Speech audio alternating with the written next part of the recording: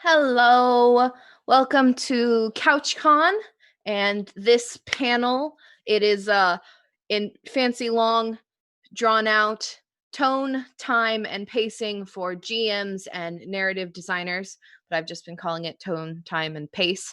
And we're going to talk about those things. My name is Anders. I use he, him pronouns. You can find me at Anders_D_K on the internet.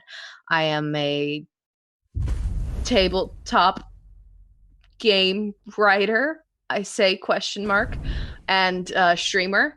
And I'm going to let my super amazing panel of panelists introduce themselves, tell you some of the projects they've worked on, what they're currently working on, and kind of why they were interested in speaking on this panel.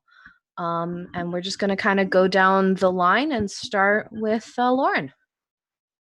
Hey everyone, I'm Lauren. I'm that salty ginger over on Twitter and half of Salty Sweet Games here on Twitch with my best friend Kiana.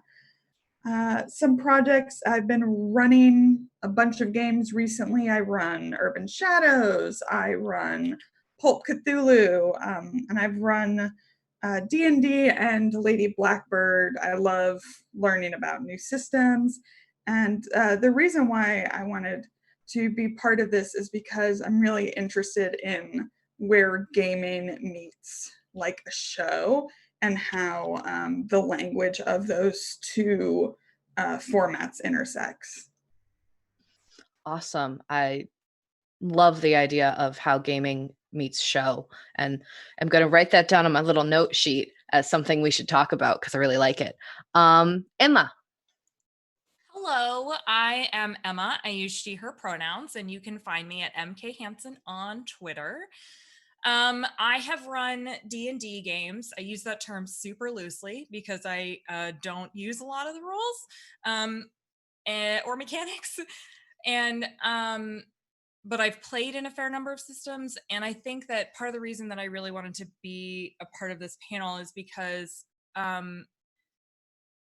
the importance of using tone and using different media to help you tell your story and to give your players a full experience rather than just sitting down at a table and rolling some dice, which is great if that's what you want to do. But if you're looking to really like an immersive experience, using a variety of things to do that is a great both challenge and opportunity for everyone at the table. Awesome. And last but not least, Katie. Hey everyone, I'm Katie. You can find me everywhere on the internet at Katie Face.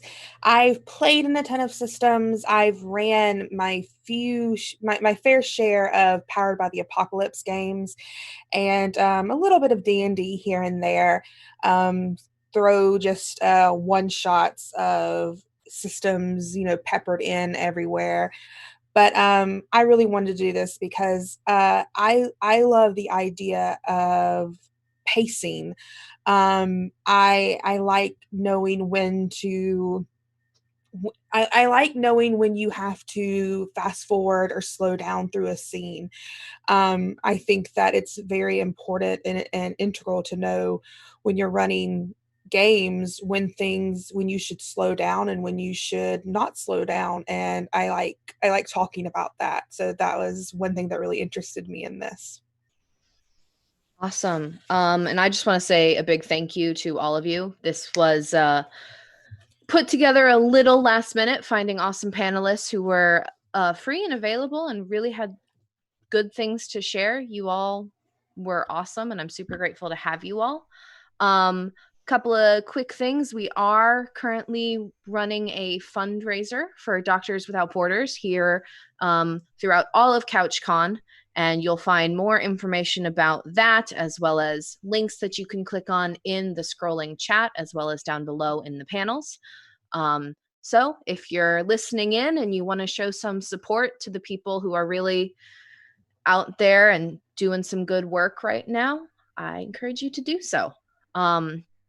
So I'm Anders. I think I've already said that. And I really wanted to put this panel together because it's been something I've been really experimenting with the last few games that I've run as a game master and as a dungeon master.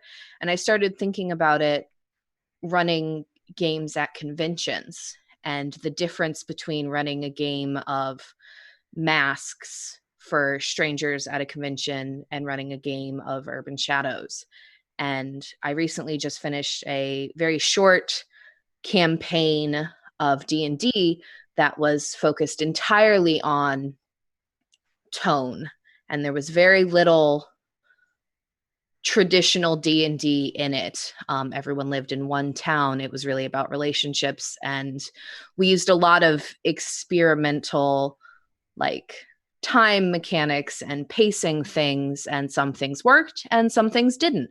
So it kind of got me really interested in this subject, and so that's where this kind of panel came about. So I thought I'd start with kind of the big overarching, what is tone? And then we'll kind of get into what is time and what is pacing, because I think, before we can even really talk about it, maybe we should discuss what they are. Does anyone have any thoughts on what tone is and why it's important in a game? I feel like one big thing with tone is it's what you want to achieve from a game, what sort of feeling you want to achieve from a game. Do you want to one question you asked during Good Society is if you want to have, and this isn't exactly right, I haven't played a lot of Good Society, but when you're going into a game of Good Society, you ask, do you want to play a farce? Do you want to play a serious sort of game? Do you want to play, you specifically ask what sort of tone you want. So you tone it is, to me at least, what sort of mood you want and what you want to achieve from this game. Do you want the chuckles and the laughs, or do you want those more serious moments? Not to say you can't get, serious moments from farce of a game, but what do you want more of? Serious moments from. Absolutely. That's actually one of the points I had written down, is asking ahead of time before a game even starts, talking to your players, talking to your table about what tone they're interested in playing. Because if you start a very sort of serious game and that's not what they were expecting or what they are kind of interested in, that can have negative impacts for sure. Did you have something you wanted to say, Lauren? Yeah, just going off of what Katie said, we're actually putting together a game right now, and we discussed briefly kind of the tone we were going for with it.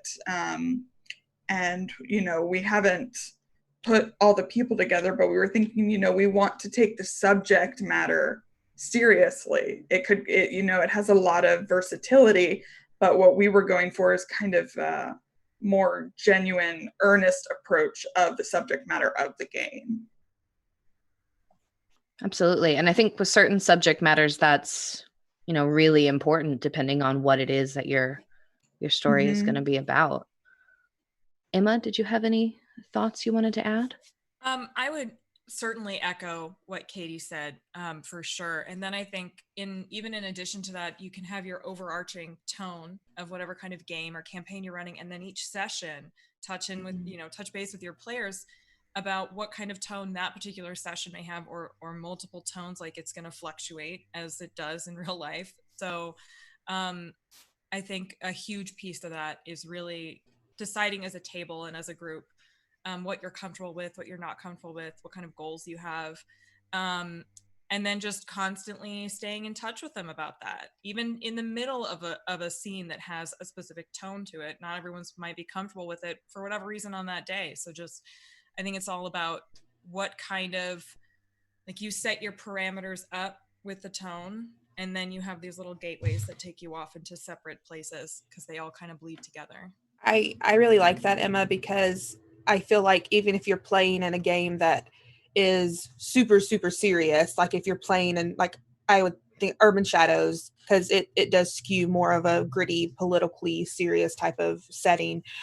If you have, like, if it's been a really hard day or something for a couple of players, and they come to you and are just like, I want to take it easy tonight. We have a session, can we just maybe have a couple of side scenes that are lighthearted or something like that?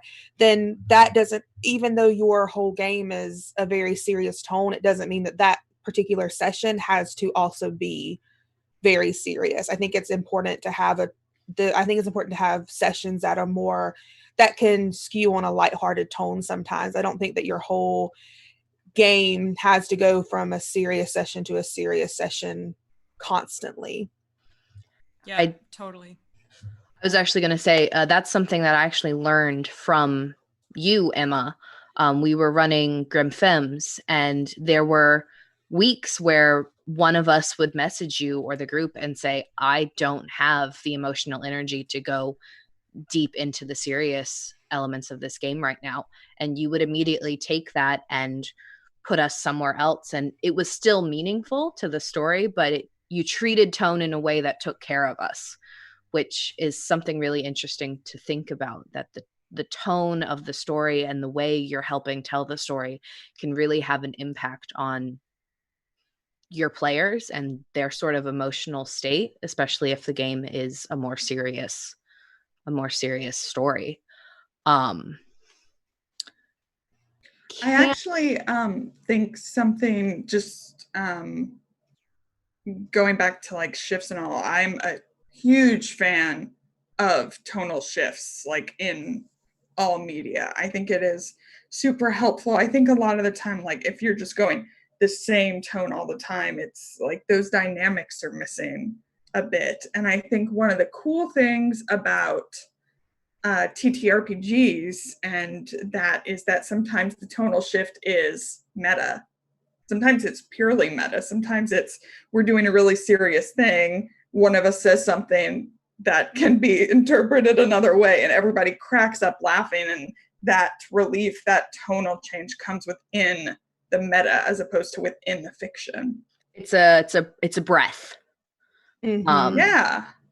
I know I have, and I would guess that many people have had a similar experience. I've played in games where I always felt exhausted because every week it got darker or it was serious. The stakes increased exponentially, and there was never a reprieve. I know we sometimes joke about shopping sessions, but those more lighthearted breaks, I think personally, are really necessary, because if you're going full speed all the time, you're going to wind up absolutely exhausted by the end of it. And I've dropped out of games where I felt I just couldn't keep that going. That's actually one thing that I have to put in my lines and veils now, is that I can't be in shows where I feel that there's a no-win situation, because to me that's when I start getting exhausted. If I feel that there's a no win, that I'm constantly being beaten down over and over and over again, that's the sort of tone that I don't like. And as a GM, I don't know, I would never put a tone that I can't stand on my players. So that's one tone that I tend to stick away from. I'm never going to put my players in situations that I as a player wouldn't feel comfortable in. And so that's like something that I put on my lines and bells, and I've gotten out of games with that. If it's a no-win situation, I hate a tone. I'm like you as well, Anders. I hate a tone that you feel completely exhausted by, that you just feel like there's no out of.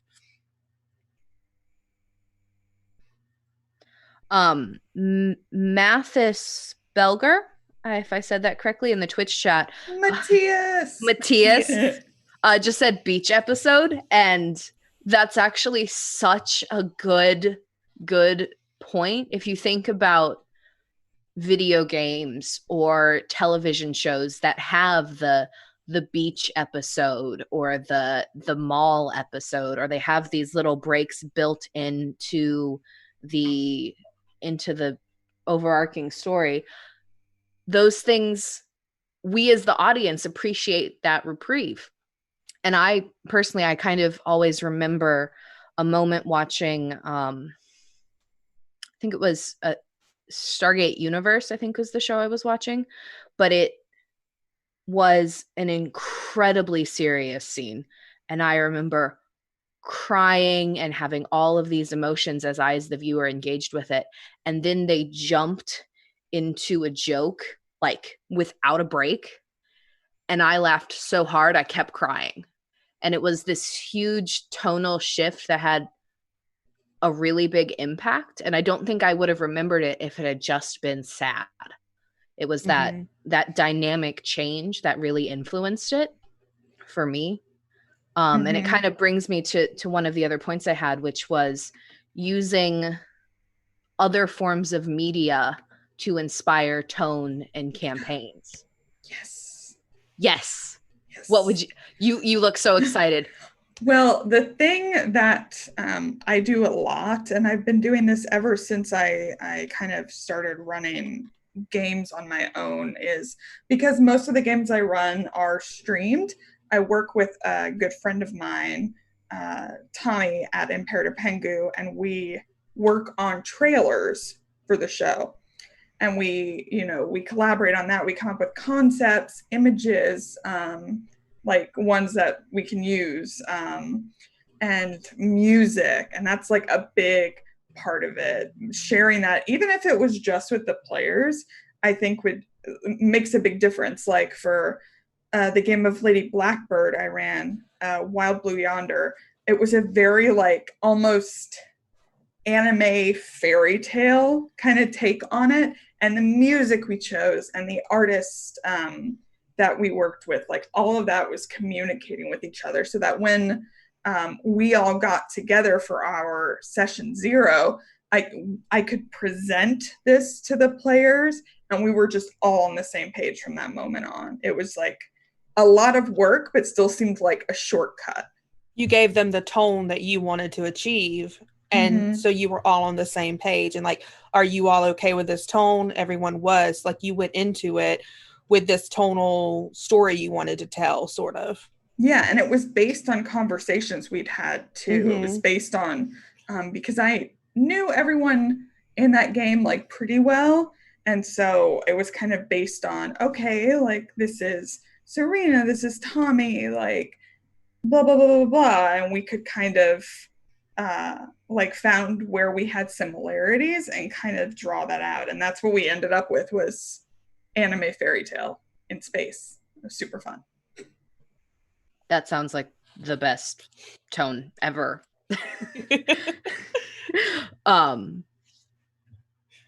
Music is a huge thing.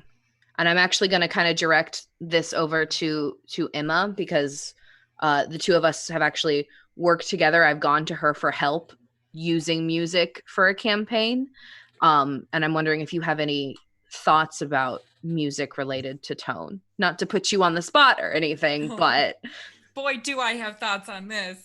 I love using music to set a tone. When you're watching a show or a movie and you have that like swelling orchestra during that moment, like it totally enhances the entire experience. So a huge amount of my prep is just music. And I think that, there was, I'm going to actually use another example from Grim Femmes. There was two examples. There was our kind of like beach episode where I touched base and you all were like, we need a break. And I was like, cool, here's this really cool item to help you have that break. Also, we're going to go on a different adventure. And you went to that floating city, and it was like very whimsical and, delightful. And the music had a huge impact on that. It wouldn't have been the same episode if that like Studio Ghibli style music was not playing in the background. So I think that using music can both calm your players during moments of like tension. If something becomes triggering, switch the music. They're going to associate that tension and that moment with that sound, because that's how brains work. And when you switch the music, it can totally start leading you in an entirely different direction. So music can set an entire stage with very few other things that you need. And I think that those are the moments when you can really create a more dynamic scenario or scene or moment, whether it's heavy and tense or whether it's beautiful and inspiring. The music can have a huge impact on that. Yeah, you absolutely just reminded me of something. In the very first game I ever played, it wasn't streamed, it was just over Roll20. There was this piece of music. It was for Curse of Strahd, and there was this piece of music, this violin, and every time it came on, it was like we could have been joking around, like having a good time. When the music came on, we knew it was about to get serious, and everyone just like, okay, it's about to go down. And like the power of that, we had heard it a lot, so it was like in our system, and it was like, okay, time to go, time to be scared. I'm scared. Like just the music. I think reinforcing musical themes is one of the best and I think simplest ways you can start to establish tone in a game if you've never really messed with it before. And especially if you're not streaming it and you have unlimited access to anything, something I have tried doing is associating songs with certain characters, and not necessarily player characters, but in the game I just had that season 1 just ended, one of the characters was a ghostwise halfling whose father was mind flayer, and they had never actually met, but the first time they communicated, there was this musical theme that played, and every time we kind of came back to anything that might connect, I would start to play that music in the background, and they would begin to associate that with, oh, this might be connected, and it helped kind of establish this strange, weird, kind of sinister, kind of creepy, but I'm interested in investigating it tone. And that carried throughout the entire season. And so, if you're new to GMing or storytelling and you're trying to put more tone into the stories that you're telling, music would 100% be the first place I'd start personally. Even just the smallest thing, like if you're in a forest and you put on a rain track, you don't have to have a full soundtrack. I mean, I'm horrible at music. I am not really good at spending hours of anyone who does it, I look up to you because I'm really, really bad at it. But even just adding a little rain track to a travel scene can build that tone and that immersion for your players. And I gotta say, like, my experiences as a player, I think, at least in terms of tone and coming all together, are 100% better when I, the player, can hear the music. Like, I've been on streamed games where the music's just going through the broadcasters, OBS or slobs, and people would say, oh, that music moment's so cool in the Twitch chat, and I'm like, what musical moment? I can't hear it. I can't feel it. What are you talking about? So that's something I try to do now, is go through something that the players can hear. And I think it makes a difference. Questions from Twitch chat. What are some of your thoughts on a character or NPC having a theme song? I personally am a big fan. Playlists. I make a playlist for every single one of my characters if I'm the player. 100%. They all have playlists. And it's really fun because I start listening to music that I personally would probably not listen to, but it kind of is related to that character. And then that music kind of joins my library of just music I like. Yeah. So it's just like, oh, I didn't know this was a thing that I liked, but I like it. Yeah. I had never heard Country Roads before we started using it in a game. And it just now that song comes on, and everyone who was part of that game, if we hear it, we're like, I just heard Country Roads again, y'all. And it's definitely, I don't know if I ever would have heard it otherwise, but I agree. That's something I love doing when I'm making a new PC, is figuring out playlists. Another question. How do you stay flexible with the soundtrack in response to player action without it taking too much of your attention? I always feel like I'm either very distracted or I'm forcing an emotional subtext like a Disney movie when I do soundtracks. Has anyone had that sort of issue before when doing music in the background and they'd like to speak to that? Yeah, I go, I need to change this music. Like I just say it because otherwise I do get distracted. If I tell my players what's going on, then they take a breath and I take a breath to do it so that we can come back together. Again, it's just that little inhale of, you know what, this needs something else, and do it. Because I think, again, I know we're going to get into like game and versus show and how they work together, but I think that's one of the cool things about it being a game. It's like, hold on, I have a way to enhance this experience for us. It'll just take me a second. Emma, you look like you might have thoughts. I have, again, so many thoughts on this. I love using music so much. So for all of my games, I think I have a ton of playlists for them. And it's not just like, I have literally like sorrow and uplifting, or like victory, or, kind of a fight, not really. This is a big bad fight. And I think that when you play with certain people, you begin to kind of anticipate not necessarily how they will approach or do things because their characters are all different, but you have an idea of what they're going to do in some way, shape, or form. So you can kind of prepare in anticipation of that. But again, like Lauren said, it's totally okay to just say, hang on, I need a minute.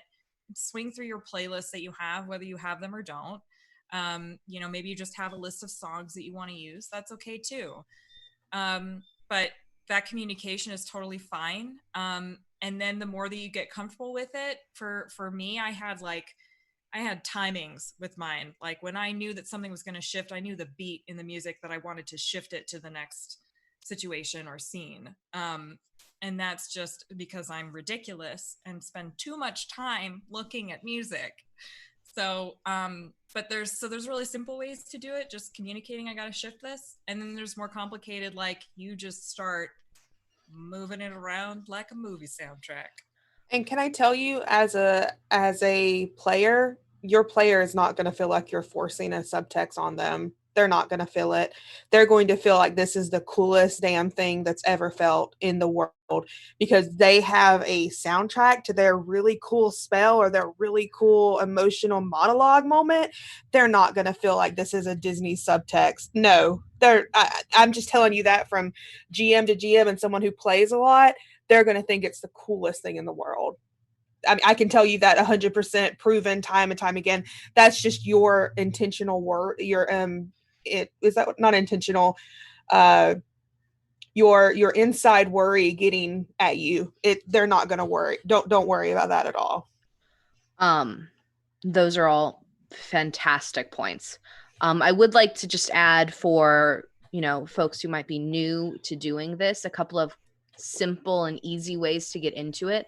If you're using Roll20, which I absolutely recommend, especially right now when we're all playing online, you can start playlists in Roll20, and as long as everyone is in the Roll20 game, they hear it as you change it. It makes it really easy to share music. You can upload your own music.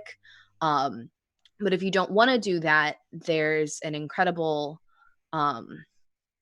section of music called, and correct me if I'm wrong, Emma, I know you know this too, in Comptech. Is that the Kevin? Yep, exactly. Kevin McLeod, thank you. And you can actually search music based on tone, by instrument, by style, and that can make it really easy to kind of pick things out rather quickly. My one recommendation, if you do that, you can change the name of songs. Once you have them added to your playlist, you can say, this song is Isadore's song, so I'm going to title it Isadore, so I know to play this when it's a big Isadore moment. maybe keep the original name like in parentheses or write it down somewhere, because the amount of times I've changed the name for a track and then a week later been like, I have no idea what track this is. So that's just a personal suggestion based on mistakes in the past that have been made. Another question we have, and this kind of moves, it's about tone, but I feel like it kind of broadens more into just storytelling in general. But I feel when we use shorthand like genre, we can easily misunderstand each other. Do you have any thoughts, ideas, strategies to catch tone mismatches? And if everyone's all right, I'd kind of like to tell about my most recent game. When we originally put the game forth in our first session, we had the idea that the tone would be very wholesome. And for the first week, it was very wholesome. And then at the end of the session, there was a tone shift to kind of foreshadow things in the future. And by the end of the season, wholesome was not the right word for the tone for the show at all. It was very wrong. So I think if you're having a situation where tone doesn't match, don't try to force it. Like, let the story take on the tone it's taking, and just communicate with your players to make sure everyone is comfortable with how it's shifting. Because if the story starts to move a certain way and that's not necessarily the tone you had originally intended, maybe that's where it's supposed to go. Mm-hmm. I think references are also a great way to kind of narrow in on what exactly you're talking about, because like a vampire film is a subgenre, right? But there are lots of vampire films with wildly different tones, so having like what the movie is or whatever the piece of media is and being like, it's this, it's not Lost Boys, it's Coppola's Dracula, or it's not what we do in the shadows. It's exactly. I love that meme about Curse of Strahd where it's like what I thought this was gonna be, and it's like epic and like badass, and then it's like what my players think it is, and it's what's Love at First Bite. Oh God, yeah, that movie. Yeah. I mean, that's actually different. A really good example of tone mismatch, like what you thought it was going to be versus what it actually is. And I completely agree with you, Anders. I think it's a good idea to sort of lean into what it might become, because there's nothing wrong with the tone changing from what you originally thought it was going to be. That's not a failure on anyone's part. That doesn't mean that something's wrong. It just means that, maybe that's what the players wanted it, what they needed in that moment for it to change to. And then there's also nothing wrong with sitting down and saying, hey, I don't like what this tone has become. And that's when the communication part becomes key, and saying, let's take a minute and let's change up this tone. Let's get back to what we originally thought. This is getting too dark, too serious. These, I'm not comfortable with where this absolutely 100%.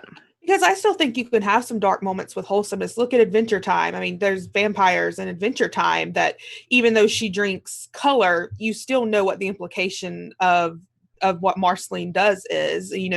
Younger children may not, but older children know what vampires are.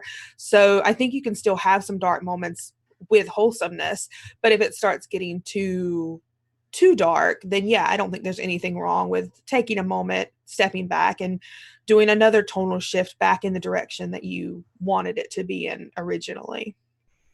And I think with that game in particular, it kind of circled it.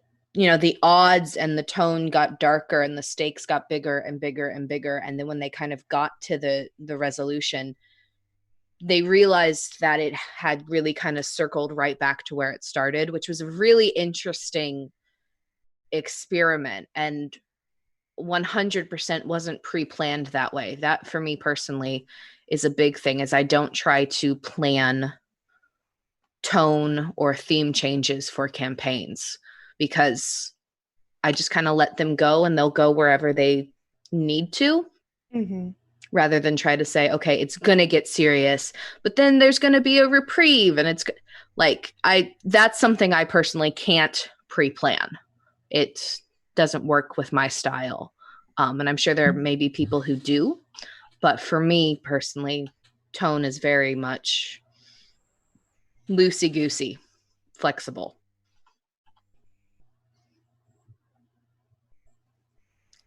Speaking of loosey-goosey, timey-wimey, maybe we should move into the idea of time as something we can manipulate as storytellers.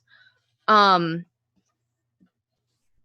is time. I don't know if we necessarily need to describe what by definition time is, but maybe time is fake. Time is an illusion. Oh, fake. Time doesn't exist. Reality is a construct. But time, in the sense of this panel and what we're going to kind of speak about, is using time in game to show importance, to, allow players to really get into parts of the story that a straight linear narrative wouldn't allow. So things like flashbacks, and those sorts of things is what we really kind of mean by time, not necessarily time period or anything along those reigns. So if you do have any questions, feel free to throw those into the Twitch chat. Does anyone have any initial thoughts about using time that they'd like to share? I think some of my favorite RPGs are ones that use time in interesting ways. Like Lawrence mentioned Lady Blackbird. It has a very interesting mechanic where you use things called refreshment scenes to get back your pool of dice that you have. Your dice are how you have a pool of extra dice that you can use to sort of make sure that what you're rolling with has a better chance to hit. And your refreshment scenes can be flashbacks, they can be present in the present time. But I love RPGs that let you use sort of any kind of flashback, any kind of makes timey-wimey, if that makes sense. Because I think that when we make characters, I think that we make characters in the present and we don't get to see a lot of what their background is. So it's interesting to have flashbacks and to see these things that sort of build them and make them what they are, that make them the character that we're playing. Like I had one character do a refreshment scene with an NPC, and it described what their relationship was and why they hated each other, and it gives you so many more layers of these player characters, and you don't get that a lot of the time if you're not able to explore more, and sometimes you don't get that in the present. I think built-in time mechanics I absolutely agree, are one of my favorite things. I always think about the first time I ever saw someone play, I think it was Honey Heist, and there's a mechanic where you can say, actually, we have planned this, and then the players can say, and this is how we did that, and they go back and it's like, it's a heist movie, right? You go back in time and you see what they actually did that you didn't see the first time round. How do you all feel about throwing time manipulation and flashbacks and things into games that don't have those mechanics built in? I am conflicted about it. And it's not that I would say it's not that I haven't done it. I'm even planning on doing it in a game I'm running now, to kind of like, it'll be like a brief kind of window into backstories. But for some reason, if I'm watching a game that does not have mechanics for that, and all of a sudden we just get a bunch of flashbacks, I sometimes feel bogged down by it. I'm like, but that's not what's happening. Like, what is happening in the moment? I also think that sometimes not all the time, but it can lead to being so focused on backstory elements that whatever's actually going on kind of takes a back seat to that. And I think it depends like what you set out with. You know, if your game is about kind of the characters and their backstory, like if that's the focus, I think it works really well. But sometimes it can be kind of like, oh, I thought we were doing this, and all of a sudden I get like overloaded with backstory, and it's yeah, it kind of can take me out of the moment sometimes.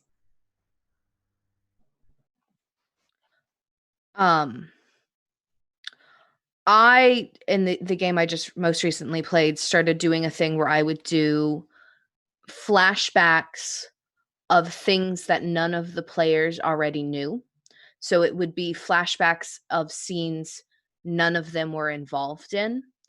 And this kind of brings me to another point about metagaming, but it was intended to create intrigue and question for them. So it was things that happened that they didn't know about, but when the players then knew about it, they started to put pieces together. And it was always kind of like it was a trust thing. We had kind of established, you know, I'm going to add these elements in to help sort of fill in the puzzle. And I'm trusting your characters to not necessarily suddenly have this information, but you as players can, you know, use it to shape the story yourselves. It's so interesting. I'm actually, as we're talking, I am talking myself out of doing it. Really? Yeah. I'm just remembering, like, I love that idea. I think that's a super cool idea. But I'm just thinking, oh, okay. So my girlfriend one time wrote a beautiful backstory piece, like gorgeous, well written, all about her PC and this one kind of relationship. And the GM kind of took that and then interpreted that NPC. And like, I think they showed a scene from that story, and it was so different from what she had in her head. Like, it was a different interpretation of how that interaction went. And it really, it bummed her out. She was like, but I like made this guy to be my friend, not a creepy stalker. You know, I thought it was obvious. And it was like, oh, I guess it wasn't, because yeah, it's different. I'm this is something that I keep pointing to Emma and saying Emma introduced me to these things, but she really did. The idea of presenting this and then the GM or the dungeon master stepping back and putting it completely in the hands of the player. And I don't know if maybe you want to speak on that more, because it's something that you do so well, but just giving those scenes full 100% player agency. Yeah, so thank you. But player agency is huge for me. I think that is like, I think that for me, that's a foundation at my tables. And so, for example, Lauren, the moment that you're talking about, that bums me out just to hear. That sucks. And so I think that, like, in those moments, if a GM is presented with like having to run a player through a particular flashback or scene, that this player, we all know we have those scenes in our head. We know exactly how we want them to play out. Hand it over to your players. They know what they want to see. They know what that character experienced. They know it intimately in a way that you just don't as a GM. And so in those moments, you can be that person, but at the same time, that's really when you can hand it back over to your players. And instead of saying, you know, what is it, when they say, okay, what is it that I see? I don't know. You tell me, what is it that you see there? What do they say in response to you? You can be the narrator to help them through that, but hand it over to your players. Don't ever be afraid to let your players take on the role of telling this story. Like, it's a collaborative piece. You're there together to tell something. Let them have those moments. You just gave me another idea. Hell yeah. How to do this. Hell yeah. It was something that same GM did that I really, really loved was we did like there are no mechanics in the game for it, so we did kind of like a psychology episode where we were all getting interviewed by the same person, and we were able to like talk about our backstories. You know, they would ask us probing questions about it, so we were able to take control that way. And I thought that was a really cool mesh with the specific system we were playing in. That might be a good idea. Awesome. My rule of thumb with dungeon mastering and game mastering is if you have an idea to present a story in a different way and you've never seen it before, you should just do it anyway. Because there's nothing wrong with doing things differently. If you want to have a probing interview, if you want to just hand control over to your players, if you want to make it into a comic book scene and like describe like still images, just do whatever you want, because it's, you know, it's your story. And if your players and you have good communication about what the type of story you want to create is, they'll get really into that too. And they'll start describing their actions in that way. And that's a really great way, I think, to build tone together, is just to try things and see what works and see what doesn't. Don't ever be afraid to make stuff up. Don't Oh, yeah. ever be. I mean, we're in lands with ridiculous things going on. Make it up. If it doesn't exist, make it. It's your table. It's your universe. Even if it's a built-in universe from a book and from an actual game, it doesn't mean you can't add on to it or supplement or shift or fix things that work with what you all want to do. Mm-hmm. And go away from the mechanics if you have to. Literally, you do not have to stick to those mechanics. Yes. Rule books are guidelines. Speaking of mechanics and rule books, one of our Twitch questions, which I have a very strong opinion on, but I'll let my panelists speak on it first, is any thoughts on the classic, you cannot have a meaningful campaign if strict time records are not kept, Gygax quote. That sounds like gatekeeping. I guys can suck it, is all I have to say. That's interesting.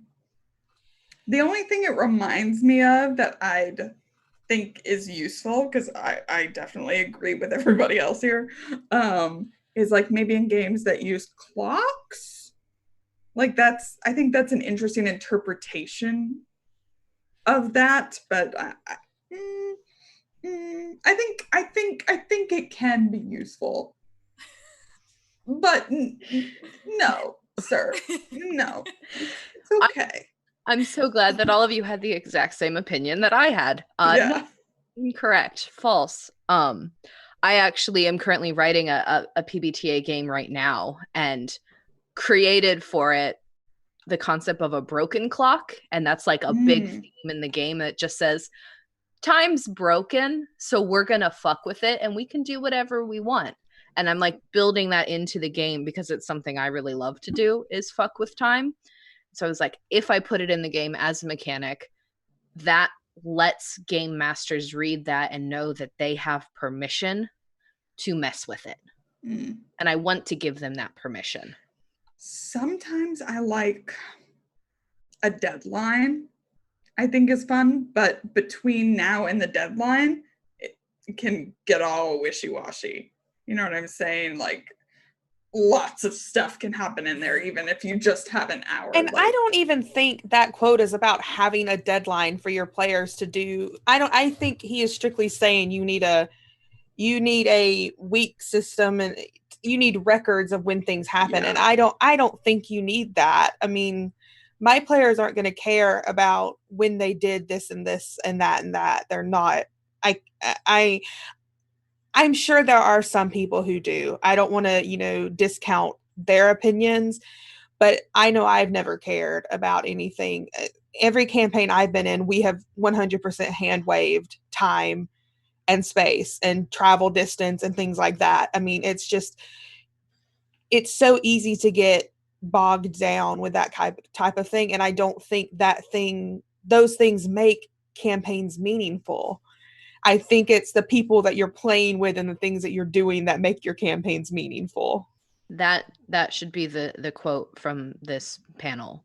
That it's the people that make it meaningful. It's what makes it meaningful, and that's what you should focus on for sure.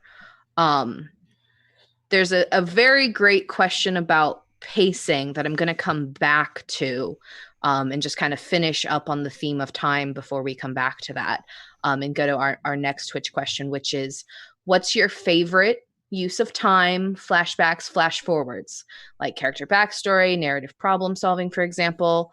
What are your favorites that you've seen or used or had a game master use while you were a player? I guess there's the one from, I never got to do this. Sad single tear. But there's the one in Blades in the Dark, isn't there? The flashback. I don't know if it's an ability or something. Well, you can in Blades in the Dark. It's a really good thing where if you want to say that you have an item, you can trigger a flashback to say why you have this item in your inventory. So like one time I played, I wanted to say that I had explosive materials, and like I triggered a flashback and took stress for it to say that I had these explosive materials on me because we had planned that we were going to go in through an explosion in the door. And I think that's a really cool mechanic in Blades in the Dark also, Lauren. Like, yeah, we never got to do it when we played, but it's a really cool mechanic that anyone can do it in Blades in the Dark. You take like a detriment for it. I believe you take a detriment for it. You take stress for it. But it's a great use of narrative problem solving. If you take a certain amount of load, which is how much things you can have on you. You can take a light, a regular, or a heavy load, and you can say, hey, I want to have this. So you don't pick out your load before time. You just do it. Why, if you need this in the middle of a story, you can say, I have this because, and then you explain why you had it based on the scene beforehand. I think there's a very interesting separation between what we kind of think of with D&D and what we think of with a lot of other tabletop RPGs, where D&D, the way it's written, is very forward moving. Like you know what you have on you. You're given quests and problems to solve, and the way the rules are written says you take those things forward and you keep track of what you have, what you lose, you buy back things, and you just keep going forward. Whereas I think a lot of other tabletop RPGs build in mechanics for not having everything established right away. Like the load mechanic you were just describing is a perfect example of that. Like you go into it saying, I have a heavy load and I know that that's going to weigh me down, but I haven't necessarily determined what those things are yet because I don't know what those things need to be. And I think that is a huge difference that people don't necessarily talk about all the time when they separate the two types of really, not two types, but different types of RPGs. Because there's not two types, there's a million types. Emma, do you have a favorite use of time, flashbacks, anything like that? I always like the use of flashbacks. I think that those are always interesting ways of doing things. I also I didn't have a whole lot of experience with it, and someone can correct me if I'm wrong, of course, but I think that there's a mechanic in Invisible Sun where you have like flash forwards, and also the length of time. Like if you have a session on like Saturday and you meet again the following Saturday, you don't pick up where you left off. A ton of stuff happens in between those sessions because the world just keeps moving. So things are constantly changing in there. And I think that just having the idea in your head that time means whatever you want it to mean in that space is like a really good idea. I also I like using I personally in my games really like using the concept of like echoes of time. So like things that for example, if you wanted to have your players get some lore or information without straight up telling them or like having them find a book they're in a dungeon, they walk into a room, and the echoes of what happened there thousands of years before, however long ago, they see that play through really quickly, and from there they're able to kind of start putting things together. Kind of like what you see in Skyrim when you meet a ghost or you see the ghost through something. Like, I love using that idea of like, time has moved forward, but that doesn't mean that the things that happen there, like, they're still there. Those things have happened there because of, time stuff. Katie, did you have a favorite? My personal favorite move, and I'm going to get dragged for saying this because Matthias is in chat, is a move that was custom made for my character in the Urban Shadows podcast that I'm involved in called Hey Hot Stuff. I play a wolf who is maybe a little promiscuous, and my GM wrote a move for me that is it was talked about during summers. She did a panel about making up custom moves for Powered by the Apocalypse games, and it is a move that features flashbacks. Basically, if you roll a hit or 10 plus, you get to do a flashback that something that they promised you. If you fail, then the one night stand you had with them ended badly, basically. But if it's a hit, then you have a flashback to the night you were together and something. You made a promise to them that they keep this, or they made a promise to you and they keep the promise. And I've only used it once because the one time I used it, I failed it, and I have consequences from it. So I'm scared to use it ever again. I've used it another time, but the episode hasn't come out yet. But I do like that move because I like the way that it uses flashback to a very quiet and nice moment that you spent with someone in a intimate type, because if you've played Urban Shadows, you have the intimacy moves, and so it gives you a moment that you sort of have in the throes of that after the throes of that intimacy move, you have that quiet moment. And so that's probably my favorite flashback move, or a move that features a flashback. That one's super cool. I think I like that so much because neither you nor the GM has a set in stone way that it happened because you just rolled for it. Mm-hmm. I think that's really cool. My favorite use of time flashbacks, flash forwards is actually the mechanic you get in games like Fiasco or Fall of Magic, where you're telling the story, but you're doing it in segmented scenes. So you get to an area, and in Fall of Magic, for example, you get to an area and you have a list of prompts. Mm-hmm. And you just say, I would like to go to this space and handle this prompt. And this is just a scene for me. This is just my character. And you narrate what happens. Or you say, I'd like to go here and I'd love for your character to be in the scene with me. And would you be interested in playing this NPC? And you invite the other players into the scene. And those scenes don't have to take place in order. They can be long, they can be short. It's really just scene by scene by scene. And sometimes those scenes are, for my scene, I'm going to actually talk about my character remembering something. So it's a flashback. Or I personally really like those games where it's complete freedom to kind of decide together. And those are games without game masters. Mm-hmm. I would put that out there, that Fiasco and Fall of Magic do not have a game master. So they're different in the sense that everyone is collaborating on the same level together. Which if you've never played a TTRPG like that, I 100% recommend you try it.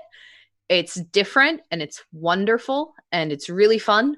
So I would absolutely encourage you to try one of those, depending on what tone you're looking for. Fiasco for something more fun and silly, or Fall of Magic if you want something kind of serious and emotional and evocative. I had another question. What are your thoughts about managing real world time at the table rather than fictional time? I'm not 100% sure I understand what this question is asking. I think I do. Okay. Yeah, I think real world time at the table. So I think that's something that uh, just takes practice, like especially if you're, yeah, you got it. Especially if you're streaming, even if you're not really, it's all about just having some way to keep an eye on it, because that's about respecting your fellow players and your GM, and it all leads to like good vibes, good like mutual respect at the table. I think you can end a game session anywhere. I think a lot of people are like, oh, we got to get to this thing, or I want to end on a cliffhanger. No, you can end it anywhere. Like you can end it anywhere. It's okay. I agree. Yeah. Yeah, this actually leads into one of our other Twitch questions as well, which they all kind of lead us into the idea of pacing. So I think we'll kind of move into that conversation. But the other question that we had in the Twitch chat was on pacing. What do you do when you start to run of things you have planned to do, but you have to say you have okay, so what you do when you start to run out of things planned, but you have an extra 30 minutes to fill before get to the end goal. So you're running out of things and you don't feel like you've hit the right amount of time. So this is kind of the opposite. This is not I have too much and our time is up and we didn't get to where I wanted us to get to. This is more, I've got a set amount of time to fill and we've run out of things to do. So this is kind of the opposite of what you were just mentioning. Yeah. I mean, I still go off of what Lauren said. You can end a session whenever. If you have planned for a session and you know that you need this certain thing to fill next week's session, end the session. You need to end where you feel comfortable. I have asked players before, do you have any conversations you want to have? And then sort of let the players lead and see if there's anything they want to talk about or any little thing they want to explore. But if you need to end a session because you know that you're not going to have anything to fill that time, or you need to save a lot of stuff that you have till next time, then just end a session. I mean, I know it seems like it's probably the hardest thing in the world to do, but there's nothing wrong with saying, and that's where we're going to end it this week. I muted myself. Something specific that's popping into my head are running games online for charity drives or running games at cons. So things where you have like, this is your time block from here to here. You have 3 hours or 4 hours. And there's a sort of expectation that if you don't fill that time, you're not doing your job or your responsibility. And that's particularly at cons because I've been to conventions where I've bought my ticket by running games. Like I have not actually paid for a ticket. I said I will work for this many hours running games. And then you get to this point in a game where you're like, we still have 2 hours left. And they went straight to the boss fight that I had planned. What do I do? I'm going to say something very controversial here, and it's going to be a spicy hot take. Fudge your monsters so they can't kill it in one hit. I'm just going to say it because sometimes you have to do what you have to do. It's spicy hot take, and not everyone's going to like it. But sometimes you have, especially if you're like in a position like Anders might catch himself in. I'm not saying do it all the time, but you are a human being who's not going to plan for every little thing. So if you have to add an extra room to the puzzle, if they come to the puzzle solution in 2 turns and you're like, oh shit, that was supposed to take 5 turns, tell them it's not the right solution. Tell them that's not the right answer to the riddle. make up something on the fly and lead them astray. I mean, it's sometimes you have to do it, especially if you are a quick thinker and you can do that sort of stuff. You got to do what you have to do sometimes, especially in specific situations like this. I know exactly what you're talking about, Anders. Like if you're in a charity, you have to fill that time. If you're running for a charity stream or you're at a con, sometimes that monster might get an extra 50 HP there at that last minute. If you know that paladin critted, it, and then sometimes it might go the opposite way and you're coming down on crunch time and you've only got 20 minutes left, and that really specific 27 hit they did, that might be the exact amount of HP they needed to kill that monster, give them that heroic hit they need. I mean, add a deck of many things and then strip me of all my gear. That's what Simon did one time. So in a charity game. So I mean, things like that happen and you've got to do what you've got to do. I think you get into you learn pacing the more you run games. Yep. You learn how to do it. But plan adventures with certain, you've got to plan adventures with certain zones that that are going to build up some time. They're going to buy time. I think go ahead. Tone also can be a way to extend time, especially in really any game. I mean, if you're doing Honey Heist, like, encourage the banter if you've got to fill time. They're going to have a ton of fun doing that. Like, yeah, we have the heist, but we're also playing bears. Like, let them, give them more time to like goof around and all that. If you're playing Bluebeard's Bride, like a deliberate tone, like a deliberate, more drawn out tone is going to get everyone else to start doing that too. Kind of like, monkey see, monkey do. We all kind of feed off and start to mirror each other. So tone might be a good way of extending or shortening time. Because one of the things I really wanted with this panel was to give more strategies. I'd like to share two things that I learned running games for Magpie games at conventions. And they're kind of the two different ends of that. I'm running out of time versus I'm not filling my time. One of the things they taught me is if you're running out of time, particularly because at conventions, 99% of the time you're playing a one shot. Like this is it, and then it's done. Just cut off the action. Take it up to the last 10 minutes and realize we're not going to kill the big boss. They're not even going to get to the big boss room. Cliffhanger. And then just have each player give a little epilogue of what happens next.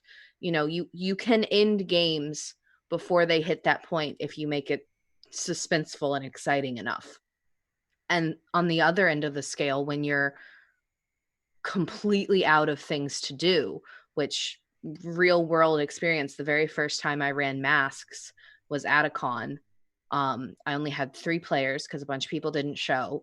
And it was incredibly uncomfortable because they got through it so quickly because they didn't want to do any role play that we hit the 2-hour mark and I was out of ideas. And the thing I learned after that convention, because I talked to the folks running it afterwards, I said, what do I do in that situation? I didn't know what to do. They said was just take a break. You can always say, I need a bio break. You can do it 1 time in the middle of the game. You can do it 2 times. You can do it 3 times. You can do it as many times as you need to. And just stepping away from the table can give you a chance to figure it out and add more to it. So take that breather. That breather again. Yes, we're coming right back to that idea of taking a breath. It's so important. One thing you said, and this is one thing that I've learned, Anders, I love cliffhangers. I love them.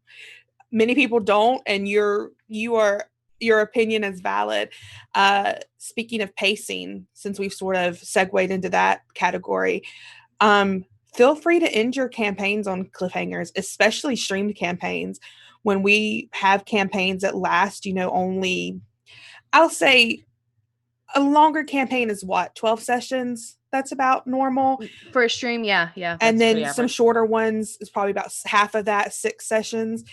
I tell my players when I run campaigns, you're probably not going to get an answer to the bigger questions that you want. It's probably going to be a cliffhanger. Don't be afraid to end with a cliffhanger, because I think they're very interesting. I think about a lot of TV shows that you watch. Sometimes you're not going to get answers to all of the questions. It's not going to be wrapped up in a pretty little bow. Hannibal. Like Hannibal, you're not going to get answers, especially like players are really known to go off on their own little side quests, and start their little own side stories. You may not get answers to everything.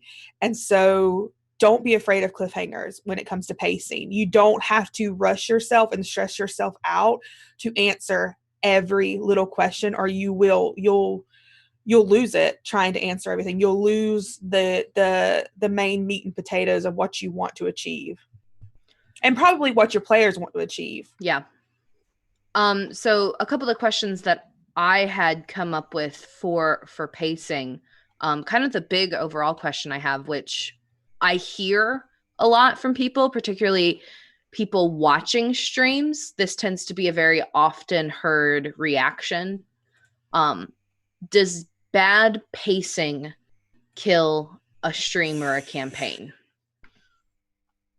I think it can. It can. I don't think it does every time, because I've watched and been involved with some games with bad pacing. I don't think it does every time, but I don't think it helps. As a viewer, what type of pacing necessarily are you looking for? Would a slow, drawn out, very kind of focused on the details, we spent 30 minutes investigating one room sort of paced game turn you away? Just kind of generally. Yeah.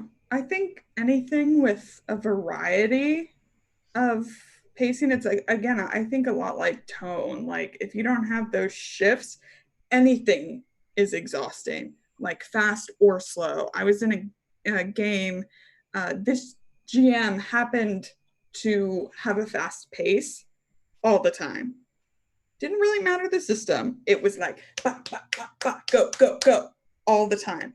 And I'm like into that for a while. Like I can meet that. But like when you start to get to like session 30 something, it's like I don't know if I as a player can do this.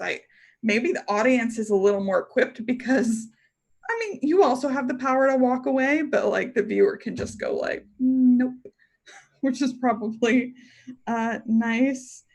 Yeah, but I think too much of anything can be kind of a turnoff, honestly. A lot of what I'm realizing on this panel right now is don't be afraid of variety and shifts. Like that seems to really kind of relate to all three of our kind of questions. When you're working on storytelling and improving storytelling, don't be afraid to change it up, to shift it around. That can really make things better and more enjoyable. How do you balance pacing with a game that's really role play heavy? Games where 90% of the game is characters talking to characters or NPCs. There's not a lot of combat. Or maybe there's no combat. It's really just a game about role play.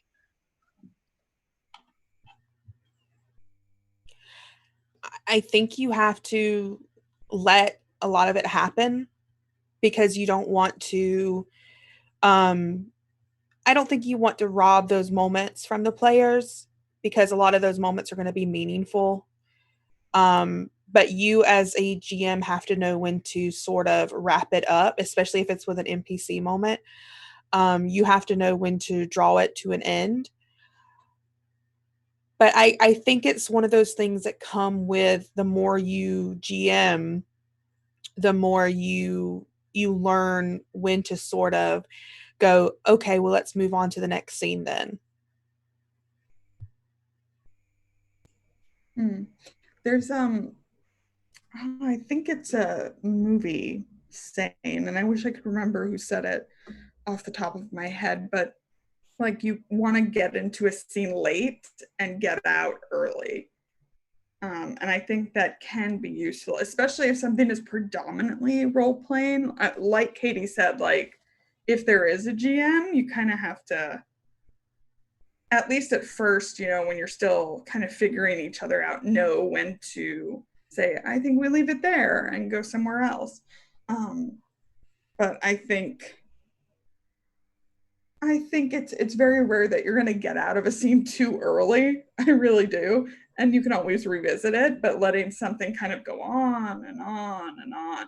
Like it's something Katie was saying with the monsters too. Like if this combat is becoming a slog, cut the monster's HP.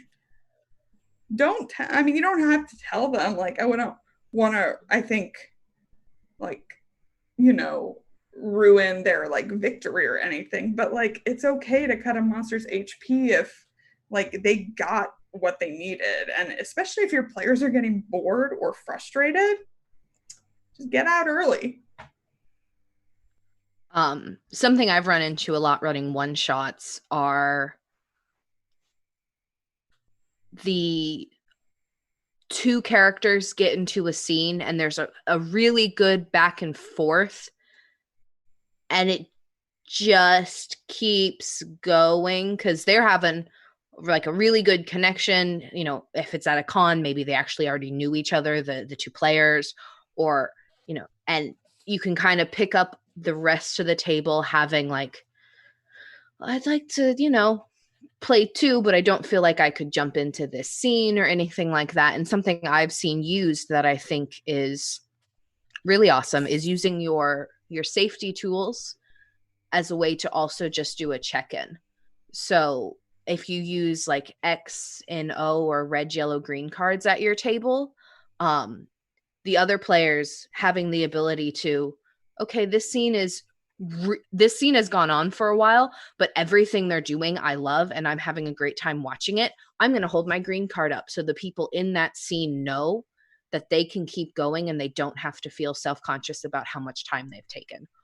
Or alternatively, like, we've been sitting here for half an hour. I feel like I haven't gotten to play. I'm getting really distracted and bored. I'm going to hold up my yellow card just to make it clear that what's happening, we need to shift it up for everyone at the table. So, you know, if you've got these safety tools already in place, you can use them for this as well. As long as you pre-establish ahead of time that is something you want to have at your table. Because if, you know, you don't do that and someone holds up a yellow card just because, hey, I'd like to change the scene, then that could cause some miscommunication. So if you are going to do that, absolutely talk to your players, talk to the table ahead of time before you begin instituting that. I think that's also where time can come into play again. If they want to finish that scene, but you need to keep going, you can communicate with them. Okay, we got to keep moving because there's a whole table here, but why don't we have the two of you finish off that in a side scene? And then you can share that with the stream or with us later, how that unfolded. Because that's when side scenes can be really useful, or flash forwards or flashbacks. Just pause it for here and let them finish it later so they don't feel like they're put in a box and like they can't finish whatever it was that they started. Side scenes are, I didn't even think about it when we were talking about time, but side scenes are probably one of my favorite things. And I know they're built into the mechanics for like Cypher System and Invisible Suns and stuff. Like there's actually sections in the rule book that talk about doing side scenes. But I feel like in any game, you know, if everyone's comfortable with it, allowing your players to just go off and have conversations between their characters, you know, over Discord or through text when they have the time to do it can be really helpful. And that way, you know, when you're streaming or when you're playing together, you can focus your pacing on other things. I think it's a really good quality to learn when to say, okay, let's pause this for a moment. Let's go over here. see what's happening over here. Let's pause this for a moment. Let's see what's happening over here. And it does come with the more you learn pacing, but I think it's something you have to do to learn. It's not something that you're going to like learn overnight. You have to do it more and more to really understand when the proper moment to step away is. And I don't think anyone's going to get their feelings hurt if you go, okay, we're just going to pause that for a moment and hear from these people, or pause that for a moment and see what's happening over here. No one's going to get their feelings hurt. And like just like Matthias said, especially if you're playing Power by the Apocalypse, make a hard move if there isn't anything coming from a conversation that it is dallying around. Like I think people know when it's just there's nothing coming from this conversation. Making a hard move is something that's written into Power by the Apocalypse games. It's something that's a GM tool for Power by the Apocalypse games. That's when time comes in. Are you wasting time? People joke about DMs rolling dice for no reason, but it's very easy little, they're talking for a while. Just roll a couple of D20s behind your DM screen or off camera, and they'll immediately and be glad you have dice in Dungeons and Dragons when a lot of games don't even have dice. You just make a move. I need you to roll something for me. Don't worry about it. There's something about that, like pausing this. It's like you're cutting away. It's like you're doing on the fly editing, like they do in live TV. It's like, okay, this is still happening, but let's switch our point of view over here. And so then you're not saying this has to end, but it's saying that we need to give everyone an equal amount of time. And you're also giving those people a chance to take a breather too. I've been in scenes where it's been like that conversation, while it's important to me and I want it to happen, the tone has shifted in that conversation and I've needed a break. So I've been thankful for a GM to take the scene away from me. So it's also giving the chance for that person to have a breath as well. And it's because all of these kind of relate to each other. Don't be afraid to mess with time with those jump backs and forths. Like it doesn't have to be these two things are happening at the exact same time. You can be doing a scene with two characters and then go to a different character, and maybe it's the next day. That doesn't mean that other scene is over and you're not going to go back to that. It's just maybe in that moment in the story, they wouldn't be doing these things simultaneously.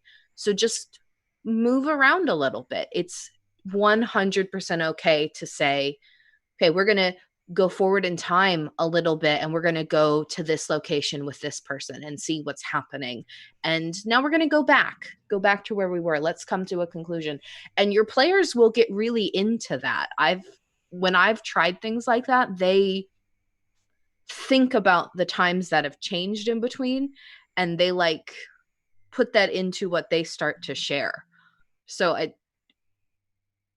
would just repeat, don't be afraid to try things, because when it works, you'll be able to tell because your players will get into it and they will add to it. And when it doesn't work, you can tell too. And be meta with it. Tell your players what you're going to do. You don't have to keep everything behind your DM screen. Mm-hmm. Just be like, hey, is it okay if we jump back here a couple of hours? You don't have to, you don't have to keep everything to yourself. I love telling my players what I'm going to do because it gets everyone on the same page. Maybe I'm not going to tell them all my secrets. I'm not going to break the game for them, but telling them then, hey, we're going to jump back here and explore this. It lets them get on the same page and it's not throwing them off, so they can prepare too and they can have the best experience playing. This totally goes back to what you were saying at the very beginning, Lauren, about game and story. And the great thing about TTRPGs is they are both a game and a story. Mm-hmm. And if you forget about one aspect of it, sometimes I feel like you can get a little bogged down. Yeah. But just taking the moment to be like, hey, we are still playing a game at a table, so let's talk out of character for a second, or let's put the story on hold. I was playing with a DM for a while, and it was like, and then I had started playing PBTA. So I was playing D&D and Cthulhu for a while, very like numbers based. I love both of them. And then I started playing PBTA and realizing that I had a lot more agency there, and that there were like moves that necessitated metagaming, and I loved it. And I remember this time where I was like something was happening, and it seemed like we were I couldn't tell if we were disagreeing about a course of action in character or out of character. So I was like, okay, like in the middle of it, I was like, hey, I gotta step out of it for a second and be like, is this okay? I would really like to. I think splitting the party is like the good idea. Like, I don't want to ruin your like anybody. I don't want to yuck anybody's yums or whatever. So if it's more fun for us to stay together, I'm willing to do that. I can find an in character route to do that, but I need to know from the other players. Yeah.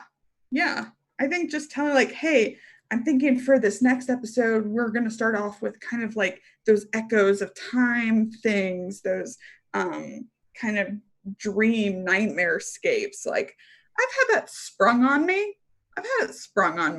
Not fun. Talk to your players. You're not going to spoil stuff like that for them. Like, that'll get their creative juices flowing, and they'll start thinking of ways like, ooh, maybe this, instead of just like, now you're having a traumatic flashback. Have fun. Yeah, I think that communicating when there's going to be flashbacks or trauma or nightmares or anything like that is like a really good idea. Again, player autonomy above like everything else. I don't know why some GMs have like this horrific like power thing going on when they're in the GM seat. Like, don't do that. No, if your players want that, cool, great. That is never something I want. Like, I want us to do this together. Totally. I don't want anybody to feel like they're getting steamrolled or like surprised in the worst way possible. People tend to forget that GMs are also players. It just goes back to that we are also players in this game. We're just helping. We're helping in a more narrative. I don't want to say in a more narrative way. We have just as much narrative control as anyone else at that table does. It's kind of like a different focus. Yeah. We're just sort of combining the narrative, all of the narrative threads for everyone. Ethan Robot Bear, that's exactly that. The idea that you can just ask the players, Emma touched on this earlier, what do you see, and let them provide the description. Particularly if it's something that kind of naturally starts to happen, you haven't preemptively been like, we're going to talk about nightmares in this session. You can, just give prompts, and then it's still their agency. And if they want to go down that way, then that's more in their control. And that kind of the last official thing we're going to talk about before we kind of open up into just a loose Q&A, any questions about any of the things we've talked about or not talked about yet section, is keeping pace while caring for your players and giving space. Like, making sure that you're, particularly in hard-hitting games, making sure that your players know that the pace can be whatever they need it to be. I always think of when we played Grim Femmes, that there were times where we'd be in a scene and the kind of the person who was sort of the focus going through something would just sit and be quiet for a minute or two. And everyone else at the table had kind of agreed ahead of time to that sort of pacing where there was space. And that's okay. You can have games where people have time to think, because improv's hard. Most of us didn't take improv classes. So taking time to think is okay. And it doesn't, I personally don't think it ruins pacing. I think even in some games it can improve it. But does anyone else have any thoughts about that? One of my favorite things, we had on Off the Table, we had a long running Burning Wheel game, and it had moments where it was hard. we had some very serious things that happened in that game. And one of the things that we made sure to do was take breaks. If things got hard, we would go off air, we go BRB, we have to step back. And I never for a moment felt like it ruined the pacing of the game. We would come right back to it. And, along with that sort of thing, and then along with check-ins and just sitting there and being quiet for long moments, I don't think that ruins the pacing of games either, because it goes back to that tone. If this was the type of game you wanted, you're having, those moments to sit there and be quiet, not only does it give you a moment to think, it also gives the audience time to think and time to handle how they're feeling as well. Because you have to think, if you have people watching, they're also going on an emotional journey with you. We handled some very heavy subjects on that Burning Wheel game, and I feel like the audience needed just as much emotional space as we did. So I don't think it ruins tone at all. I think that, or ruins pacing at all. I think that you need those moments to sort of get that clarity. Yeah, I'd say prioritizing like your players above all else. Like I know everyone here is a good storyteller. I've worked with a ton, but nothing you're doing trumps your players' comfort, and nothing. So especially, that's the great thing about it being a game, right? In a game, you get up from the table, right? You go get a glass of water. You are not there's a kind of stage, but it's a stage on which you have control. If you're in the middle of a play and you get uncomfortable or something like that, it's not like you can bring down the curtain in the middle of your performance. I mean, maybe you could. If you can do that, respect. But we're able to just go I need a second because this is a game, and I can cover my camera and I can walk away. That's one of the great things about it. Someone in chat mentioned dead air. And I think the two sides of that are, with really emotional games, silence is so important and is definitely a very impactful tool in a game. And it can be used by game masters, it can be used by players, and it can be unintentional. Everyone just is quiet for a little bit, and that's totally fine. I think on the other side of the issue, when you're doing a really fast-paced combat and you're in a situation where it's another player's turn and you get hit with, dead air, or the pace slows down because someone is unsure what to do, then it can be a bit more a negative. Because I personally, as a viewer, sitting there and watching someone else look through their spell cards for a minute as they try to figure out the next step doesn't bother me if it happens occasionally, but if it happens often, it's kind of a turnoff. And I would encourage, if you're a streamer or anything like that, and you're in games where things like that might happen, you can use those moments to role play with each other. You can fill dead air without breaking the mechanics of the game.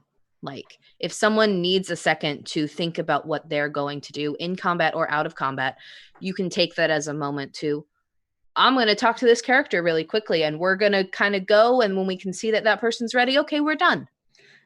Yeah, and it could also be a great place for metagaming. If someone is actually stuck and isn't sure what to do, if there are pros and cons to both, you can just ask your players. It's a game, right? You can be I'm not sure what to do. If I do this, maybe this, or if I do this, maybe this. What do y'all think? Exactly. And your DM should not be working against you. If your DM's not letting you metagame, there's something wrong there. I say that. Don't be the type of person who's oh, I'm not going to let you do that. This this isn't fair. This is a game. It's a game. 6 seconds. Like, no, let your players have fun. It's just it just makes no sense to me. The only time I have ever done anything where I've said, 6 seconds or anything based on like actual physical and real world time is when you're trying to create something really intense and fast paced, like a chase scene.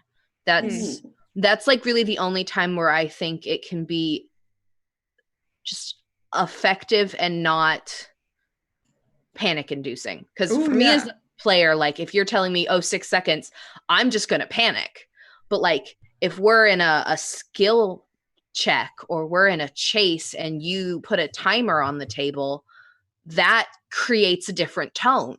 Totally. And so you can use it in ways that are effective, but I think you just have to be really careful that when you're using it, you're intentionally using it to create a certain tone or environment. It's not just to, pick up the pace because we only have so much time. Ethan brings up a good point. It's effective versus mean-spirited. Yes. Yeah. Totally.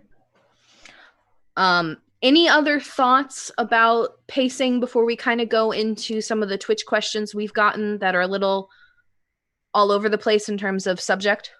The only thing that I wanted to say was going way back when we were talking about if you're trying to figure out timing in terms of like fights and they're either going through it too quickly or it's taking too long, don't forget that people flee when it's not going well. So like your boss, your monsters, they can run away. You can make them run away. It's a thing that you can do because it's a game and you're the one who made them.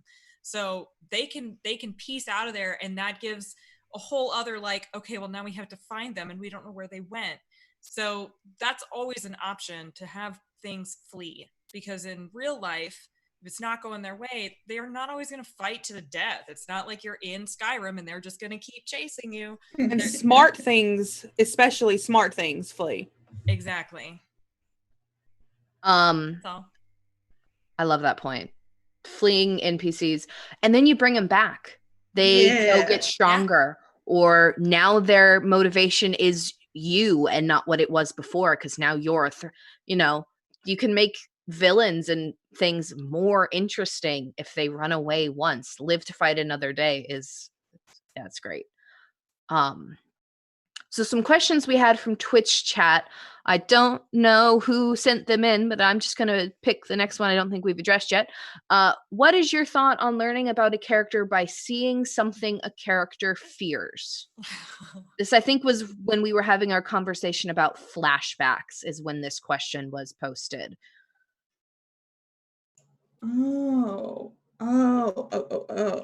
we were talking about like sharing backstory, and I think this was a thought of a way to introduce a character's fear is to show something that they fear, I think is how that question came about. So that's one of those things, again, where first of all, you need to have a conversation with your players beforehand. Like I use that. So just because we keep bringing it up, Grim Femmes was a project of mine where we used tabletop role-playing games to process real life personal trauma and pain. So we had so many safety tools in place. Our list of safety tools was really long. And one of the most basic things was literally just checking in with each other and talking about stuff. So that is an example when metagaming is so important. Like, are you going to be comfortable if you're confronted with something that might be really scary or intense or is representative of your trauma? And that's when you can hand it back over to them. When all y'all were going through, I made this gauntlet that they had to run through of emotional storms that were rooted, like they manifested based on what that character was afraid of or something that they experienced. Hand it over to them. What does it look like? What is that thing? How does it react to you? What do you do to it? What does it look like? What does it represent? And what is your character feeling? Like, hand it over to them. You don't have to walk. That's a great time when you as a GM should not have the reins in that situation. The only reins you should be holding are the ones that keep everybody safe. That's it in that moment. Otherwise, give it over to the player. They're the one who are in, they know intimately what that fear is. Let them handle that.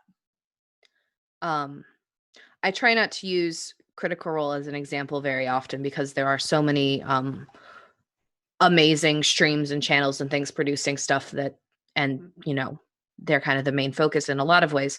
But I do want to just very quickly touch on the moment very early on in their current campaign where a character who has an issue with fire used it, and it was the first time we learned that that character had that issue, was because fire was brought up completely unrelated, and it was a moment of, it wasn't necessarily forcing their fear into their face, it was just having it be slightly around, so the player had the choice of whether or not to take that moment to introduce more about their character. And fire is often a thing I've seen with D&D characters being afraid of. There's, particularly with magic casters, I've several times seen the backstory of, I accidentally did this with fire magic because fire is dangerous. And it's a fear a lot of us have in the real world, so it's really relatable and connectable.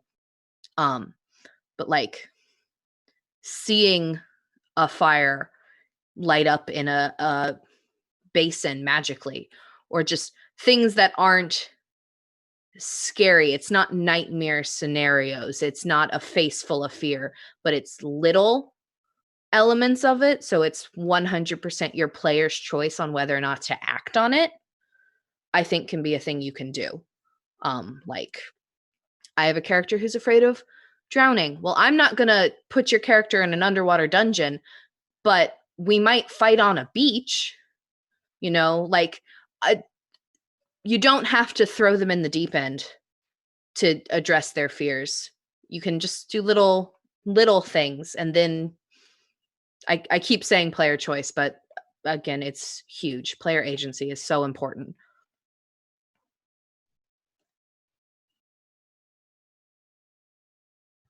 Any other thoughts on fear?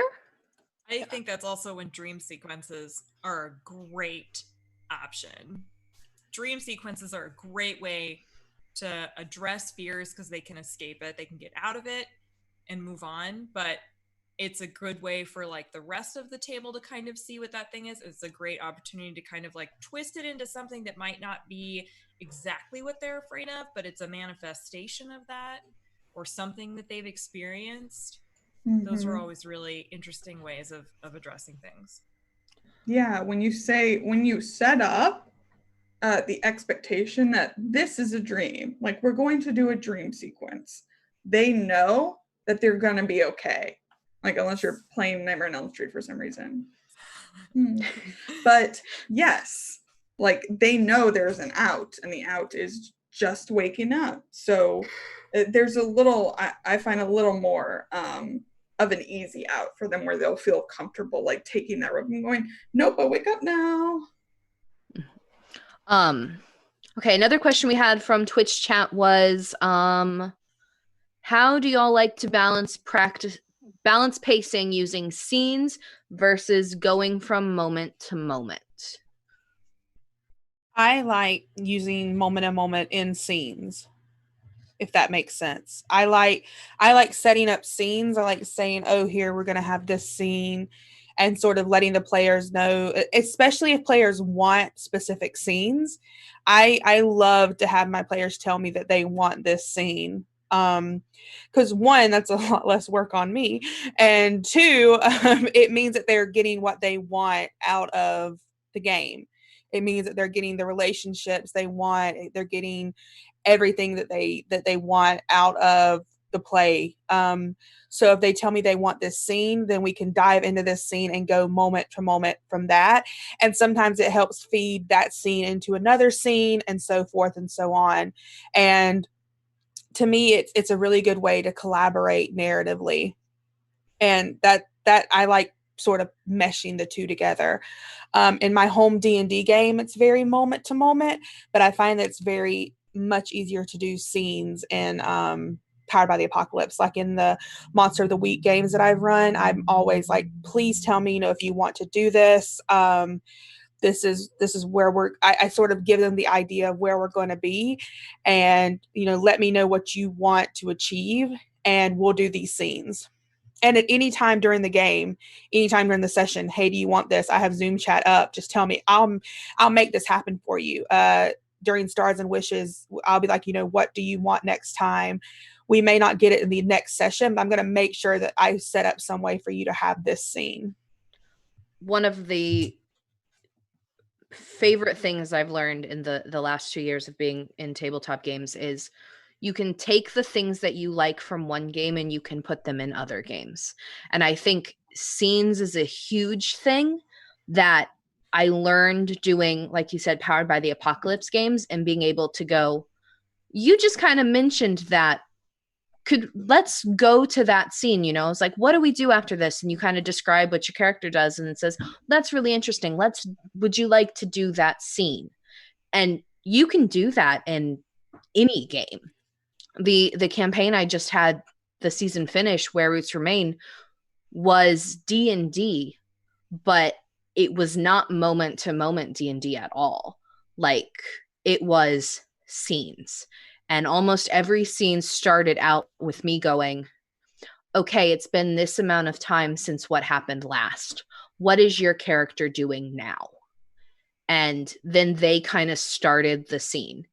And the only time when it wasn't like that was when we were in a situation that was suddenly into combat, because you can't do a scene and also initiative. Those don't mesh. But I just think you can take things you like from one game and you can stick them in another game. And sometimes they work and sometimes they don't, but there's nothing wrong with trying it.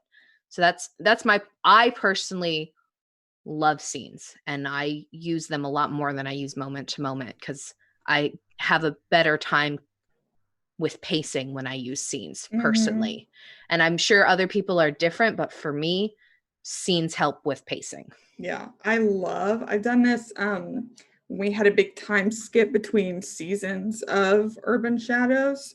Like we had like a 6-month time skip or something. And when we came back for our first session, I was like, okay, so kind of what have you been up to, and what would we like to play out? So there are kind of two different things. Like, all this stuff can have happened, but what do you want to show to us and to the viewers? And it kind of puts, gives the player power in that. It's like, the important thing is this. I want to make sure that we show this, and I accomplish this, this, and this. And then we don't have to go into seeing how you crafted whatever. Like, if you need to make rolls, you make rolls, but you don't have to go moment to moment for every day of 6 months or anything like that. I love time skips. I think the best thing you can do as a game master or a dungeon master is ask your players questions. And the best way to become a good storyteller is remember that you're not the only storyteller at the table. There are 4, 5, 6 other storytellers at the table with you. Lean on them, let them lead at times, build a story together, and you will see your stories improve. 100%. That's the best advice I could give anyone ever, is remember you're not alone. Emma, did you have any other thoughts? Because we're about at 10 minutes out. I've got one more question that Twitch has asked. I think I'm good. What's the next question? All right. So our last question probably is going to be, how can players help support nailing the pacing of games? So how can players help with pace? I think it sounds counterintuitive to what I said earlier, but it's not. Like, knowing your stuff. I think that's something you can do just to help out, especially in games that do include combat.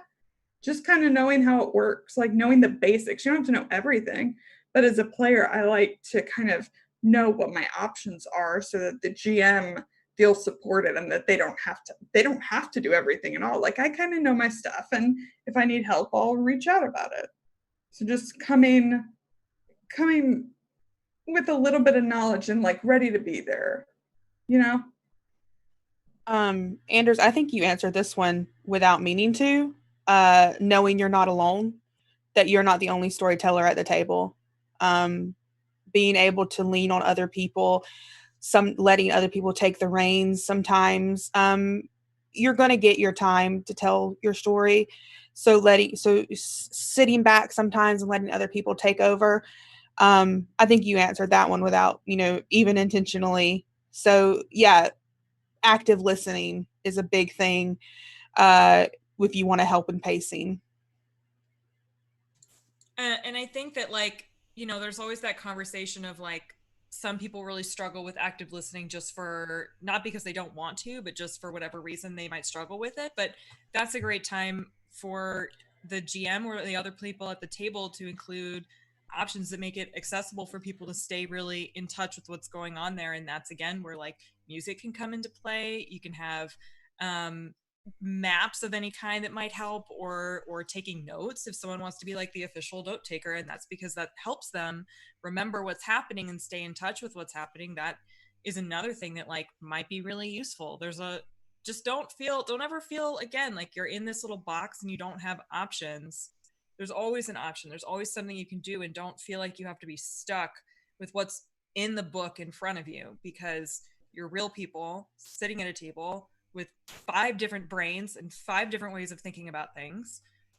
Use all of those things. That will only enhance what's happening at your table. That will only make things more dynamic and interesting. I think the 3 of you have just presented 3 absolutely 100% correct, brilliant ways that you can help. The only other thing I would add is you can check in with one another whenever. Check-ins don't have to be yellow card moments or breaks or formal check-ins at the end of games. I have been playing D&D in IRL for a couple of months now, and I carpool to D&D with another player. And every time when we drive back, it's kind of a check-in conversation. Like, I noticed you were really quiet at the table today. Why was that? Is it completely unrelated, or did you feel like your character didn't have anything to do? And then next session, you can help bring that character into the action because you're checking in with the other people. And, I sit at a table that allows phones, and that's 100% an accessibility thing. Several of us have attention things, and we all know that, and we've discussed that, and we allow people to use phones at the table because we know it helps them engage and stay engaged. Sometimes we text each other during the game. It's like, I have a meta thought and I want to talk to you out of game about it and an action that we could do, but I don't want to interrupt what's happening. And so we can use that as well. There's 100 different things that, as long as everyone at the table is okay with trying them, you can just try them. All you have to do is ask. It's there. It will not hurt anything just to ask your players, ask your GM, ask each other. All right. Well, this panel was wonderful. I'm so happy that the 3 of you were able to do this. I think we had a really great conversation. Thank you so much, everyone in chat, for asking some really awesome questions. I think we've only got about 5 minutes left, so we're going to go back around again, and you can share anything you're working on that you want to plug, any streams you got coming up, any games you've written, anything like that. And then we'll be done. So we'll go in opposite order this time and start with Katie. Hey everyone, once again, I'm Katie. You can find me on the internet at Katie Face. Through the week, I'm over on _the table on Twitch. I have game stream there. It's going to be a full week this week, Tuesday through Friday. I'm very excited. And then on Sundays, you can find me over on Lauren's channel that she shares with Kiana, Salty Sweet Games, playing Witcher. It's like The Witcher, but better because it's queer. Tons of queer disasters. But yeah, that's where you can find me. I make games. I have some games up on itch.io/katieface if you'd like to check those out. One of them is a pretty timely about a civilization collapsing. Yeah, pretty great. Called Coda. It's descended from the Queen game, so it's GMless. If you want something, if you want to explore a GMless game, it's a card game. It's very fun. But yeah, that's where you can find me. Awesome. You should absolutely go check that game out. And then when you beat it at the end, feel like everything's fixable in the world. Emma. Hi everyone. I am Emma. You can find me at MK Hansen on Twitter.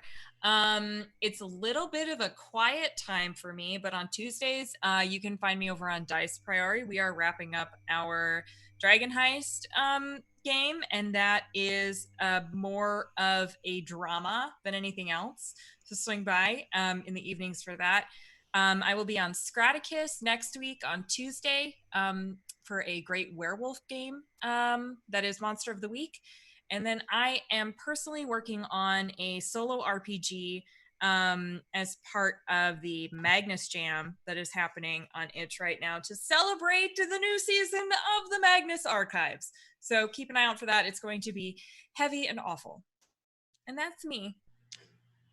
Lauren.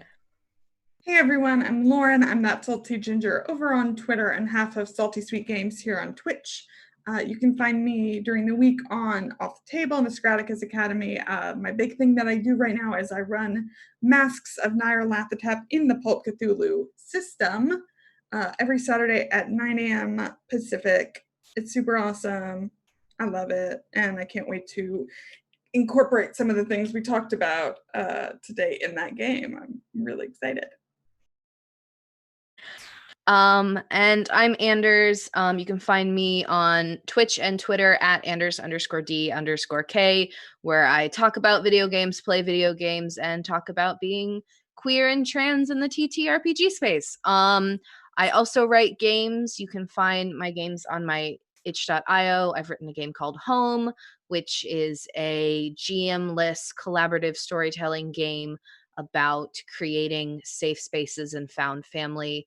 It's very much about the queer experience of us all wanting to live in a commune together, because every queer person I've talked to has thought that was a great idea. So I wrote a game about it.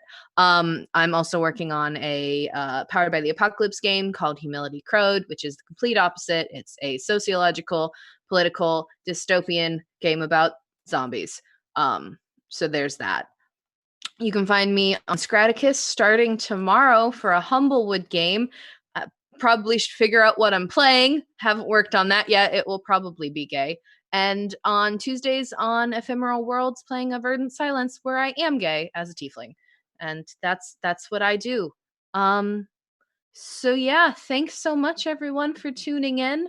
I saw during our stream that we got to $1,200 raised for Doctors Without Borders, which is awesome and super exciting. I'm so happy that CouchCon has been what seems like a fantastic success, and I'm glad people have been able to come together during this very uncertain and scary time. So thanks everyone. Drink water, wash your hands, take care of each other, and bye. And we'll be back here in about an hour for some another panel with Tyler Boyce about the entertainment industry and how you can take tips from the entertainment world to make your games even cooler.